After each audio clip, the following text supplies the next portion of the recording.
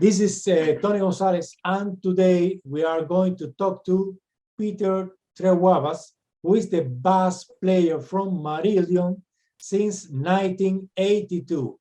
How are you, Peter? I'm glad to talk. I'm very well, Tony. How are you?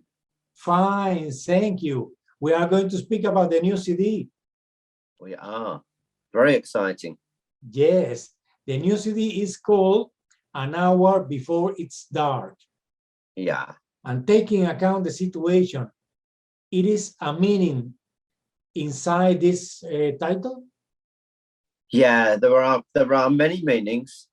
I mean, it works on many levels, but I mean, I think it works on the,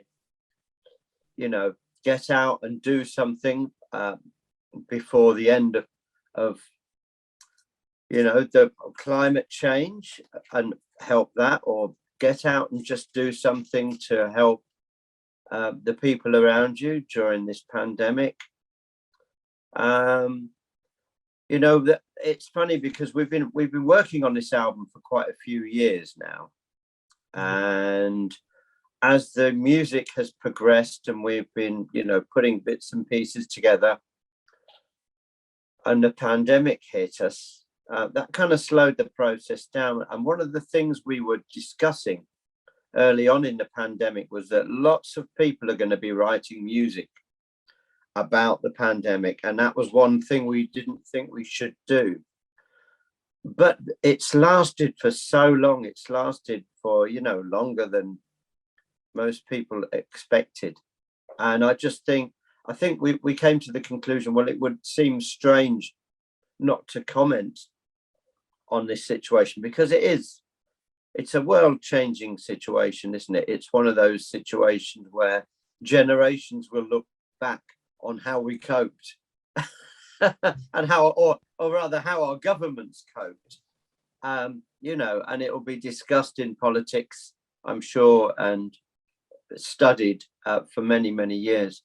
So it would be strange for us to have lived through this period of time while writing an album and not made any comments on it. So it's kind of crept into a lot of the subject matter.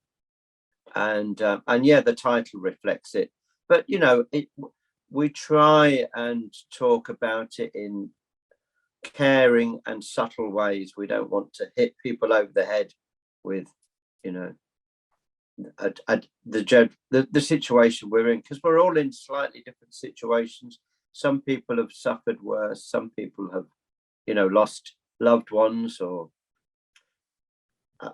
good friends. It's been a very difficult time for all of us, and I think everyone has felt anxiety over this as well, whether we all know it at the moment. I think we'll look back in a few years' time when we've come to terms with how to live our lives with something like this. I guess it will get to a situation where the variants are calm enough for us to be able to go about our daily lives in the same way that we do with flu, on a yearly basis. So, but yes, the album title, it does reflect many aspects of what things that are changing in the world at the moment. We are going to speak about it because before your answer, I knew that the band was involved into present situation. But now I think that this is the reason I would like to ask you about a song from the CD that catch my attention, that is Reprogram the Gene. Is this song related to the lockdown? Well, it's related to, Reprogram the Gene is really in, if you were going to just look at that title in a very literary fashion, it's what they were doing to the genetically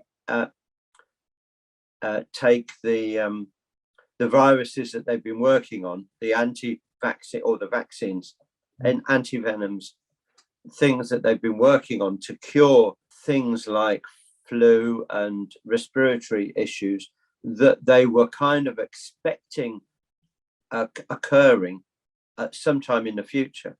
So I think there's been a lot of research in the last sort of 10 to 20, probably more so in the last 10 years, but it's been going on for quite a while, where they've been thinking, well, this is probably the next big thing that's going to happen.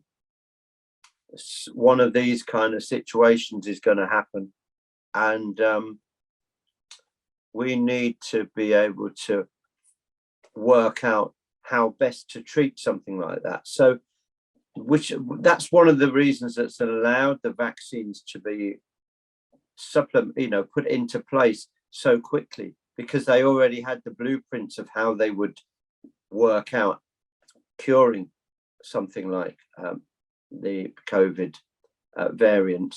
They just didn't know quite what it was they would be dealing with, but it was they effectively reprogrammed what they were looking at so that it worked with these particular sets of situations. And of course, also reprogram the gene can be thought of as reprogramming the human race. In other words, making people think differently, making people think differently about their environment, making people want to care, making industry really want to care about what they're doing to the environment, and making it somehow trying to bring in some kind of importance in looking after what our children are going to inherit, as opposed to just taking everything from it. We dig up the minerals, we take the gas from the earth, we take everything from the earth, we cut down the trees, we take away all of the natural resources that the earth has got, and we use them at an incredible rate these days, because we're so technically we're so advanced in the way that other animals don't seem to need to live off the planet in such a destructive way. We do seem to need to do that, and we design things that are not easily got rid of, and for years it's been fine to just bury things. Oh, we'll just bury all of that, we'll use landfill, or we'll throw it overboard of a boat or something, and we've learned that we shouldn't really be doing that, but we've got to get the people who are in charge of the finances to realize that the financial implications, the implications to the climate, it needs to be somehow made to square, so that companies will spend the money and will care. I don't know how that's done, but that is what. And there are certain companies that are trying to find a way that there's a worth to caring for the environment. Yes. And getting major industry involved in that. But that is gonna take a reprogramming of the mindset, really. Yes. So for everyone. Yes. I mean, I guess we could start by not renewing our phones every year just because a new one comes out. That would be a help, I'm sure. But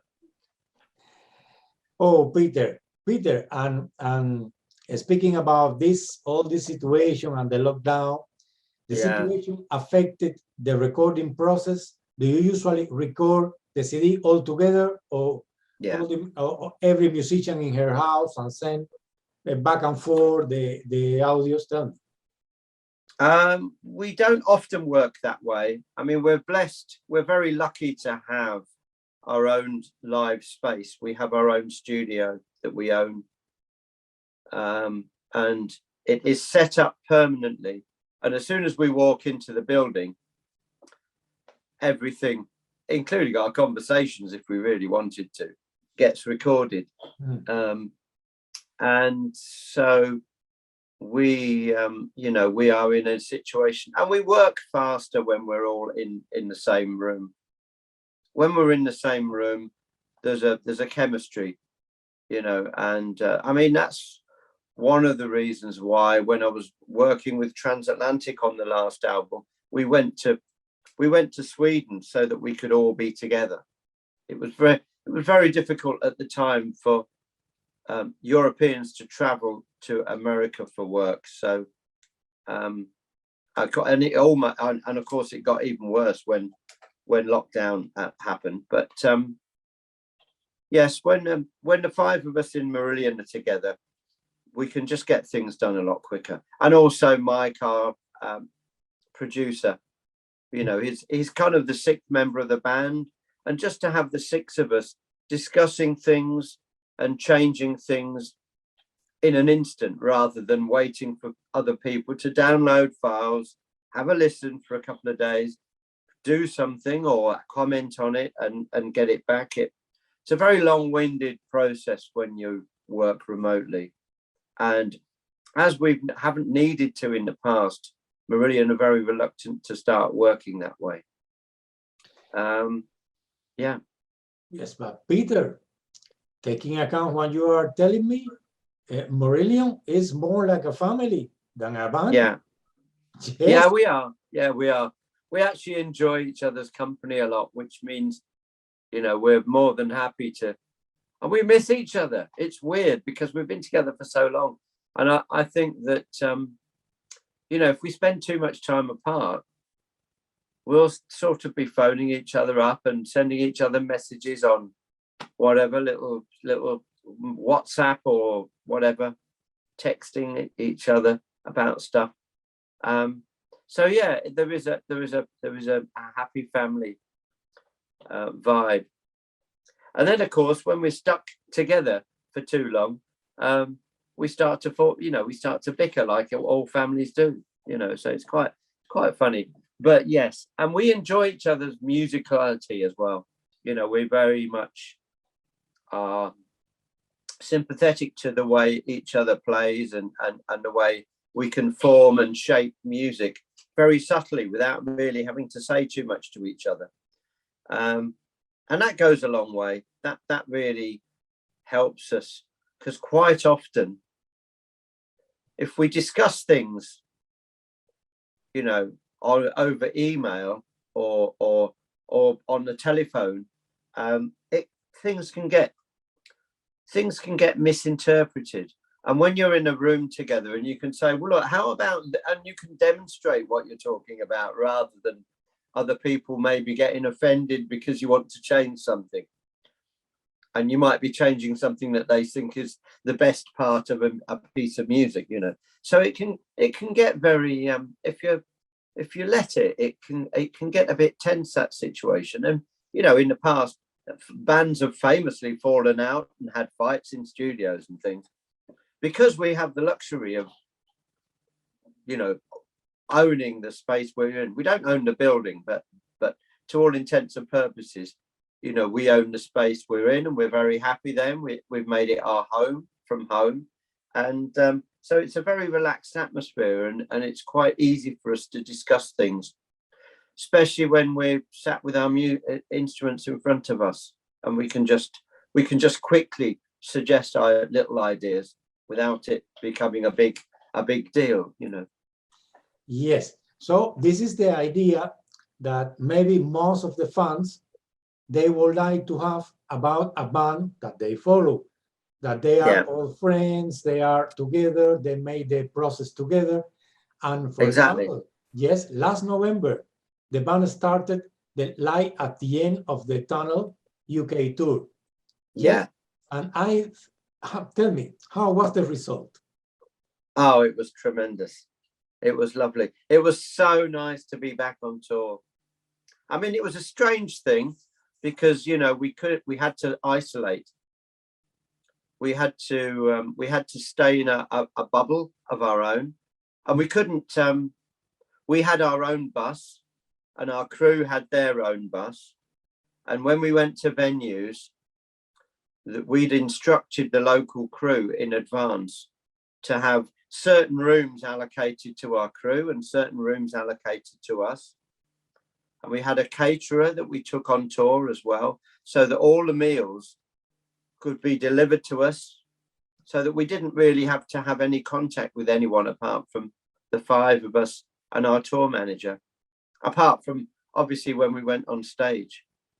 So it was a bit strange because we're used to having a little bit more, a bit more of a big family situation on tour with our crew. We tend to travel.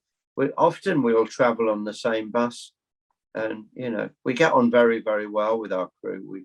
We've put together a crew of very good people, but people everyone gets on with everyone, you know. So it's quite a happy family. But to be on stage with the audience in front of us, that was amazing. I mean, because we did wonder if it would actually happen as well, you know, because rules kept changing, and you know, some people were testing positive, and then we had to wait for them to test negative again, and we had a couple of had to have a couple of crew changes because some people weren't well enough to tour or weren't able to tour because of the status of their test results. So yeah, it was all a little bit scary, but a great result. And of course, we streamed the last night as well, and that was very successful. But I mean, I have to put say a big thank you to our fans, because our fans, you know, they support us through thick and thin, and they have so much faith in what we do and so much love for our music and for us as well as a band, that we're very lucky. We know how lucky we are. We pinch ourselves regularly because we are a very, very lucky band to have such an amazing fan base. Yes, now that you are talking about the fans, let me ask you, because during this tour, the band decided to play a song from an hour before it started in advance. Yeah. Yes. Which song did you play and how was received? Yeah, we've played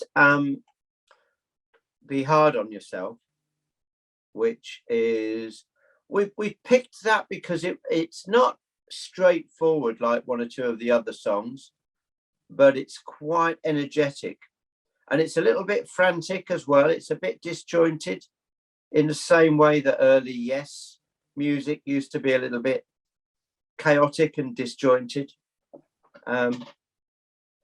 It reminds me of early Yes, so that song, the way it's kind of constructed. It features the bass line quite a lot in various areas, and it was received really, really well. It's quite hard to learn, actually. It took us a while to learn that song because, of course, we were still writing the album. Well, we weren't writing it. We were still working on the album. It was still being mixed, and we were, you know, approving things and approving mixes and approving artwork and getting all of the different various forms of the album together, all the different packaging, and all of that was going on. So we, in amongst that, we learned a set of music. Well, it's quite easy for us to remember our songs that we play a lot, but of course, when you bring a brand new piece of music in, you've got no reference point. So it was quite a lot of work involved in learning it, but it was well worth it. It was well received, and it was a nice way for people to be introduced to what the new album is kind of going to bring forth. Yes. So fortunately, with the measure you take in the last tour, at the end of the Tunnel UK tour, nobody get the disease. No. So no, we were very lucky. Yes, but tell me, what is going to happen with the Marillion weekends? That is a big question, isn't it? That's the question everyone's asking us. And as far as we know, because we're in contact with all of the venues and all of the promoters and all of the kind of fan clubs around the countries that are involved, and all the other fan clubs as well, because there's a lot of people, you know, wondering what they should be doing and how they should be doing it, and should we go to one of these or shouldn't we? And no, we're at the moment, everything has the green light to go ahead. As far as we know, Poland is going to happen. I mean, we've changed the status of how England is. England has decided that people need to start living their lives a bit more, and things have opened up a little bit more in the UK. And I think that is going to start happening in other countries as well, because it has to, really, I think. But obviously, I mean, people are going to have to be a bit careful and take some precautions. But as far as I know, as far as we're concerned, we're busy in the studio rehearsing at the moment because we're expecting it to happen. So, yeah. Yes, I think that if you take the measure, nothing is going to happen. But this is the same thinking that all the people who get the disease had. So it's a situation that, yes, it's a very risky, but if you take the measure and take it very, very hard, maybe nothing would happen. But I'm going to change the subject because I would like to know before the interview finish if there is another video previous the release of the CD apart from Modern Machines, or we are going to have only one? We're going to have Murder Machines. Yes, Murder Machines. Murder Machines. And I think that's going to be the only one.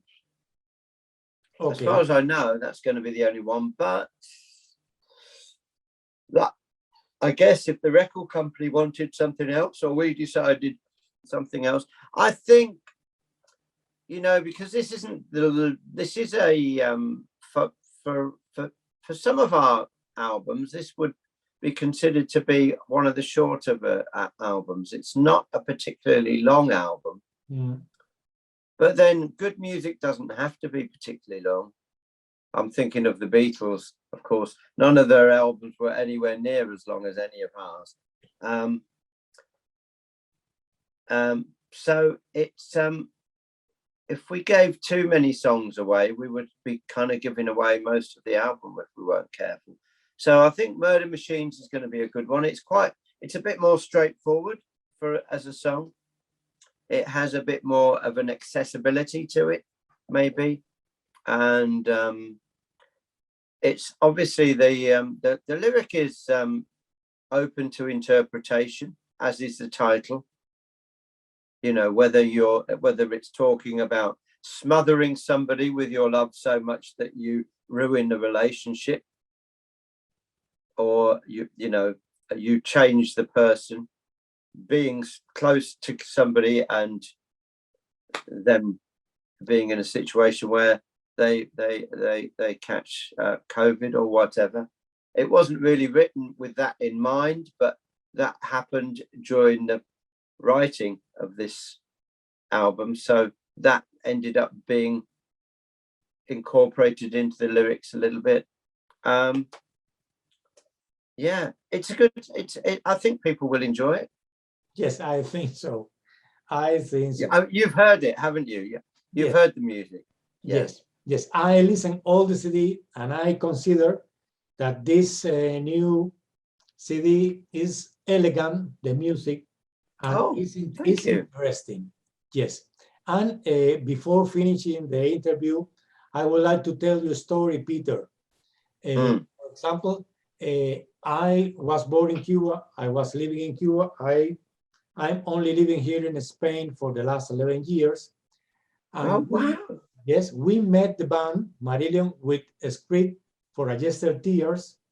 Those LPs, a script for Adjusted Tears, Misplaced Childhood, and the CD with Incomunicado, the short. Clutching at Straws, yeah.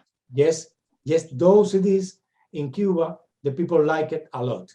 And I have a friend whose daughter is called Kaylee for the Marillion song. Wow. Yes. In Cuba? Yes, in Cuba, yes. Fantastic. That's amazing. That's amazing. So we would not expect that. I expected it to, because I mean, Cuba's famous for you know, the jazz and the music of Cuba, of course. Yes.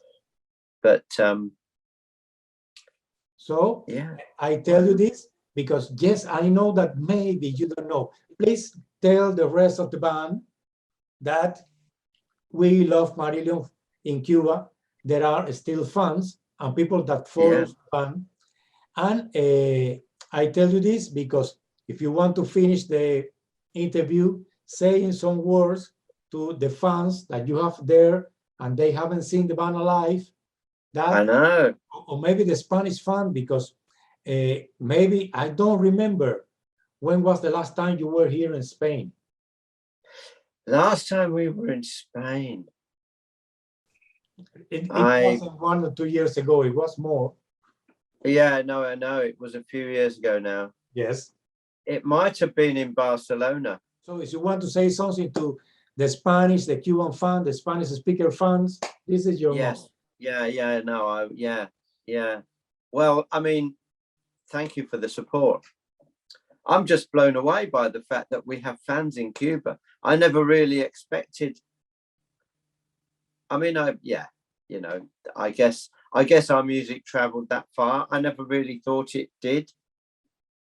But I'm probably a bit ignorant about how things work in Cuba these days. I keep meaning to visit. My wife absolutely wants to go to Cuba, and I have some friends. I have a lot of people. There's quite a lot of people who have visited. In fact, I think Mark's been to Cuba. Mark Kelly. Mark Kelly? And I think so. I think Mark Kelly's been.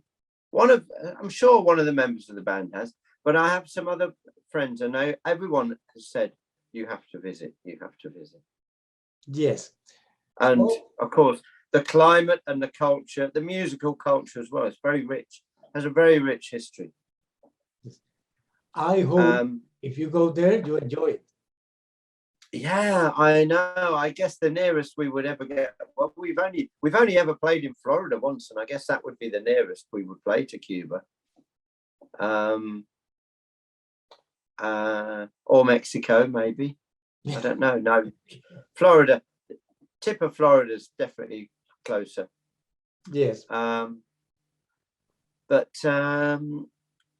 thank you for the support. Thank you for waiting for so long and being so patient with us. We will be coming back to. When I say we'll be coming back to Spain, we are actually playing Portugal. Yes. I know Portugal is not Spanish speaking, but it is quite close to Spain, having said that. So we're doing a Portuguese convention. That might be worth a visit. I know it's not close. I mean, Spain's a big country. I've driven across Spain. It's very large, isn't it? I mean, God, yeah, it takes a while to get right across Spain.